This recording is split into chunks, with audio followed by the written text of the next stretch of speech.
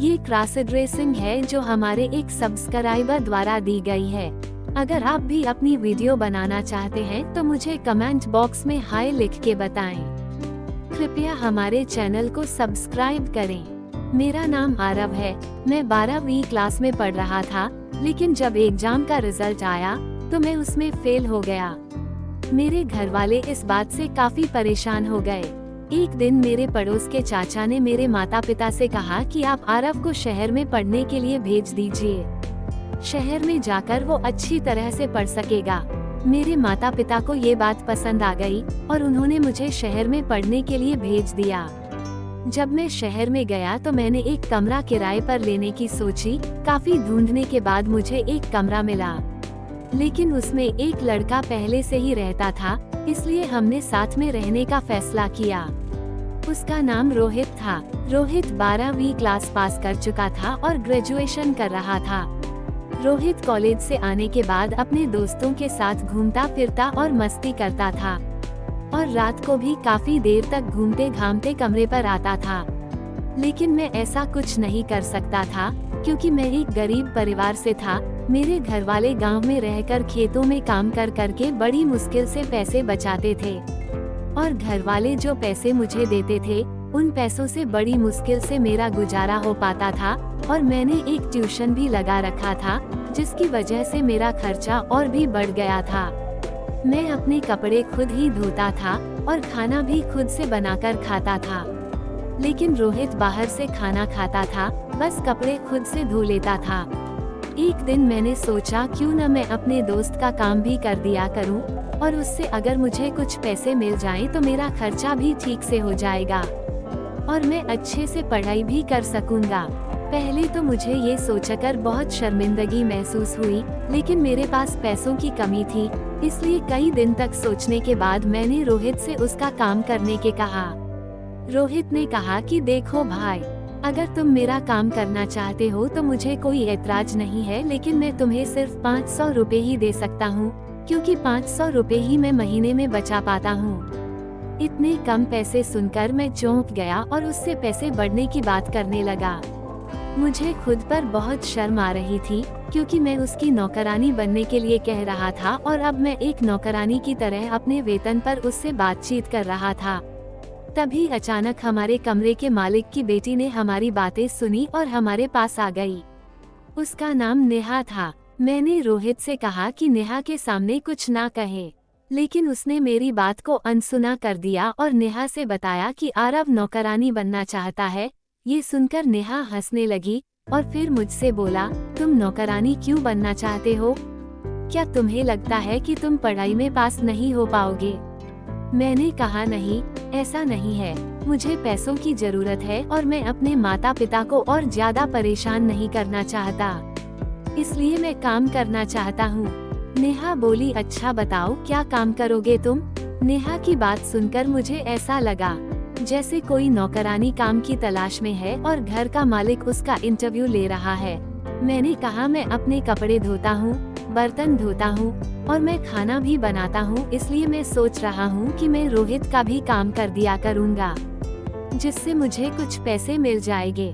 लेकिन रोहित सिर्फ 500 रुपए देने को कह रहा है। ये सुनकर नेहा बोली, हम तो अपनी नौकरानी को हर महीने 5000 रुपए देते हैं, लेकिन वह कपड़े धोने, बर्तन धोने और खाना पकाने के साथ साथ घर की सफाई भी करती है और बारी बारी से फर्श भी साफ करती है। 5000 रुपए सुनकर मैं चौंक गया। मुझे नहीं पता था कि एक नौकरानी को इतने पैसे भी मिल सकते हैं। फिर नेहा ने कहा, मेरी माँ एक नौकरानी की तलाश में है, अगर तुम नौकरानी बनकर काम करना चाहते हो तो बोलो। और ऐसा कहकर वो हंसने लगी। फिर मैंने कहा कि हाँ, मैं काम करने को तैयार हूँ। 5000 रुपए के लिए मैं कोई भी काम करने को तैयार हूँ, क्योंकि मुझे पैसे को बहुत जरूरत है। फिर नेहा बोली, लेकिन मेरी माँ को एक काम करने वाली औरत की तलाश है और तुम तो एक लड़के हो, इसलिए ये काम तो तुम्हें नहीं मिल सकता। नेहा की बात सुनकर मैं बहुत निराश हो गया। फिर मैंने अपने सिर पर एक कैप पहना हुआ था, उसको उतार दिया। मैं आपको बता दूं कि मुझे लंबे बाल रखने का शौक है और मैं स्कूल जाते समय कैप लगा कर जाता हूँ, जिससे किसी को पता न चले। मेरे कैप को उतरते ही मेरे लंबे बाल खुल गए। नेहा मेरे बालों को देखती रह गई और फिर नेहा बोली, देखो आरव, एक काम हो सकता है। अगर तुम्हें काम करना है और पैसे कमाने हैं तो मैं तुम्हारी मदद कर सकती हूँ। मैं अपनी माँ से तुम्हारे लिए काम की बात करूँगी और अगर तुम अच्छे से काम करोगे तो मैं तुम्हें दूसरे घरों का काम भी दिला दूंगी, जिससे तुम्हें और भी ज्यादा पैसे मिल जाएंगे। लेकिन उसके लिए तुम्हें पूरी तरह से नौकरानी बनना पड़ेगा। मैंने कहा, क्या मतलब? तो नेहा बोली, मतलब ये कि तुम्हें नौकरानी वाले कपड़े पहनने पड़ेंगे और औरत बनकर काम करना पड़ेगा। मैं हिसाब लगाने लगा कि 4 घरों का काम मिल जाएगा तो 5,000 के हिसाब से मुझे 20,000 रुपए महीने के मिलने लगेंगे। तभी नेहा बोली, आरव, तुमने शायद पूरी बात नहीं सुनी। मैं कह रही हूँ कि अगर तुम्हें काम करना है तो तुम्हें लड़कियों के कपड़े पहनकर रहना होगा और लड़कियों की तरह ही काम करना होगा। तभी मुझे समझ आया कि नेहा ये क्या बोल रही थी। उसकी बात सुनकर मैं सोच में पड़ गया कि अब क्या करूं। मैंने नेहा से कहा कि मैं ऐसा नहीं कर सकता, मैं एक लड़का होकर लड़कियों के कपड़े कैसे पहन सकता हूँ। फिर नेहा मुझे लड़की की तरह कपड़े पहनने के लिए मनाने की कोशिश करने लगी और मुझसे बोली कि तुम्हारे पहले से ही लंबे बाल हैं और अभी तक चेहरे पर बाल भी नहीं है। नौकरानियों के लिए शरीर पर बाल होना ठीक नहीं है और वैसे भी तुम्हारे सिर के बाल बहुत अच्छे हैं। तुम्हें बस लड़कियों की तरह कपड़े पहनने हैं और फिर तुम अच्छी नौकरानी बन सकते हो। बहुत सोचने के बाद आखिरकार मैंने लड़कियों के कपड़े पहनने के लिए हाँ कर दी। मेरी बात सुनकर नेहा खुश हो गई और भागती हुई नीचे गई और एक बैग लेकर वापस आई। उसने मुझे एक ब्रा पैंटी और एक सलवार सूट पहनने को दिया। फिर नेहा ने मुझे एक क्रीम देते हुए कहा कि तुम पहले अपनी बॉडी पर ये क्रीम लगा लो और फिर नहा लेना, उसके बाद कपड़े पहनना। मैंने क्रीम लगाई और कुछ देर के बाद नहाने गया। नहाने के बाद मैंने देखा कि मेरी बॉडी के सारे बाल साफ हो गए हैं और अब मेरा शरीर एकदम चिकना हो गया था। फिर मैंने ब्रा और पैंटी पहनी और नेहा के पास गया। नेहा ने मुझे सलवार और शूट पहनाया। नेहा ने मेरे बालों की चोटी कर दी और उसको घुमाकर मेरे बालों को जूड़े की तरह सेट कर दिया और मेरे कानों को देखते हुए मुझसे कहा कि देखो आरव, अगर तुम्हारे कानों में झुमके नहीं होंगे तो सब तुमसे सवाल करेंगे कि एक औरत होकर तुम्हारे कानों में झुमके क्यों नहीं है, इसलिए तुम अपने कानों में छेद करा लो। और आजकल ये लड़कों का फैशन भी है, इसलिए तुम्हें ज्यादा परेशानी भी नहीं होगी। मुझे ये सब करना पसंद नहीं था और मुझे बहुत शर्म भी आ रही थी, लेकिन पैसों की जरूरत की वजह से मैंने नेहा को अपने कानों में छेद करने के लिए हाँ बोल दिया। फिर नेहा एक सुई लेकर आई और मेरे कानों में छेद करने लगी। मुझे बहुत दर्द होने लगा, लेकिन अब मैं कर भी क्या सकता था। फिर नेहा ने मेरे दोनों कानों में छेद करके उसमें झुमके पहना दिए। उसके बाद नेहा ने मेरा मेकअप करना शुरू किया। सबसे पहले उसने मेरी आईब्रो को लड़कियों के जैसा पतला कर दिया और फिर फेस पर फाउंडेशन और पाउडर लगाने लगी। उसके बाद आँखों में काजल, आईशैडो और फिर होठों पर लिपस्टिक लगा दी। फिर उसने अपने बैग से कुछ चूड़ियाँ निकली और मुझे पहनाने लगी। मैंने अपने हाथ पीछे कर लिए और नेहा से कहा कि मुझे चूड़ियाँ नहीं पहननी। फिर नेहा बोली कि बिना चूड़ियाँ पहने तुम पूरी तरह से औ बनकर घर के काम कैसे करोगे।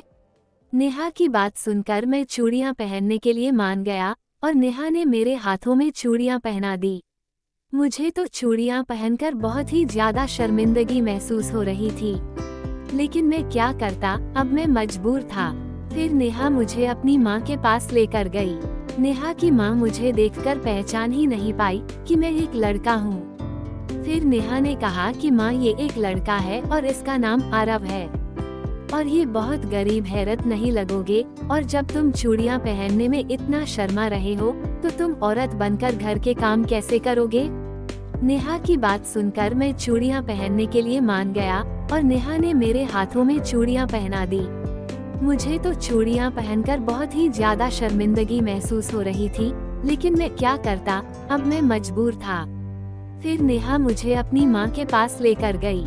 नेहा की माँ मुझे देखकर पहचान ही नहीं पाई कि मैं एक लड़का हूँ। फिर नेहा ने कहा कि माँ, ये एक लड़का है और इसका नाम आरव है और ये बहुत गरीब है, आप इसे अपने घर पर नौकरानी का काम दे दो, जिससे इसकी कुछ मदद हो सके। ये सुनकर नेहा की माँ हंसने लगी और कुछ देर बाद मुझसे बोली, ठीक है आरव, तुम मेरे घर में नौकरानी वाला काम कर सकते हो, लेकिन ध्यान रहे तुम्हें हमेशा ही लड़कियों के कपड़े पहनने पड़ेंगे, क्योंकि हम किसी लड़के को अपने घर में नहीं रख सकते।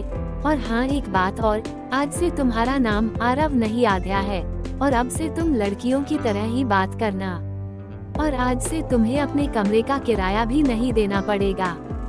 और फिर नेहा की माँ ने मुझे नेहा के कुछ पुराने कपड़े दिए और मुझसे कहा कि देखो आद्या, तुम्हारा शरीर बिल्कुल मेरी बेटी नेहा के जैसा है, इसलिए ये नेहा के कुछ पुराने कपड़े हैं, इन कपड़ों को तुम अपने पास रख लो, ये तुम्हारे पहनने के काम आएंगे। नेहा की माँ की बात सुनकर मैं बहुत खुश हुआ और मैंने वो कपड़े ले लिए। फिर मैं अपने रूम पर आ गया। मुझे लड़कियों के कपड़ों में देखकर राहुल चौंक गया और मुझे देखता रह गया, लेकिन उसे पता था कि मुझे पैसों की जरूरत है, इसलिए मैंने ऐसा किया है, इसलिए उसने मुझे कुछ नहीं कहा।